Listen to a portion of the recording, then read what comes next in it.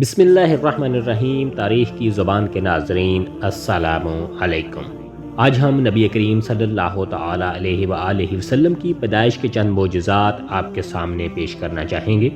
آپ صلی اللہ تعالی علیہ وآلہ وسلم کی پیدائش سے پہلے بی بی آمنہ نے ایک نور دیکھا تھا جو مشرق سے مغرب تک پھیل گیا تھا اور جس سے زمین و آسمان اجاگر ہو گئے تھے۔ 3-4 سالوں کی عمر میں 2 فرشتوں نے آپ صلی اللہ تعالی علیہ وآلہ وسلم کا سینہ مبارک چاک کر کے نور بھر دیا تھا۔ جب آپ باہر نکلتے تو ابر آپ پر سایہ کرتا اور درخت و پتھر سے آواز آتی، یا نبی اللہ سلام علیکہ۔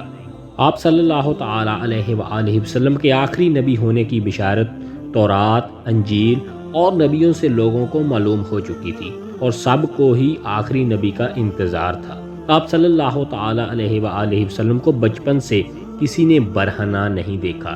جب آپ گھر سے دور ہوتے اور پخانہ پیشاب کی حاجت ہوتی اور آپ کسی جگہ بیٹھ کر رفع حاجت فرماتے تو درخت اوٹ کر لیتے تھے۔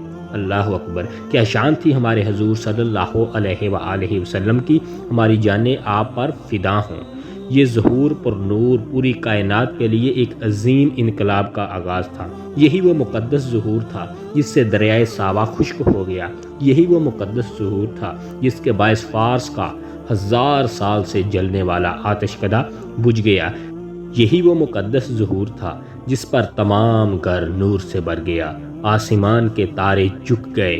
فاطمہ بنت عبداللہ کو گمان ہوا کہیں یہ ستارے مجھ پر گر نہ جائیں۔ یہی وہ مقدس ظہور تھا کہ بصرہ کے محل روشن ہو گئے۔ فاطمہ بنت عبداللہ فرماتی ہیں کہ میں ان حضرت صلی اللہ تعالی علیہ وآلہ وسلم کی ولادت کے وقت آمنہ کے پاس موجود تھی تو اس وقت یہ دیکھا کہ تمام گھر نور سے بھر گیا اور دیکھا کہ آسمان کے ستارے جھکے آتے ہیں، یہاں تک کہ مجھ کو یہ گمان ہوا کہ یہ ستارے مجھ پر آ گریں گے۔ ارباز بن ساریہ رضی اللہ تعالی عنہ سے مروی ہے کہ رسول اللہ صلی اللہ تعالی علیہ وآلہ وسلم کی والدہ ماجدہ نے ولادت بعد سعادت کے وقت ایک نور دیکھا جس پر شام کے محل روشن ہو گئے۔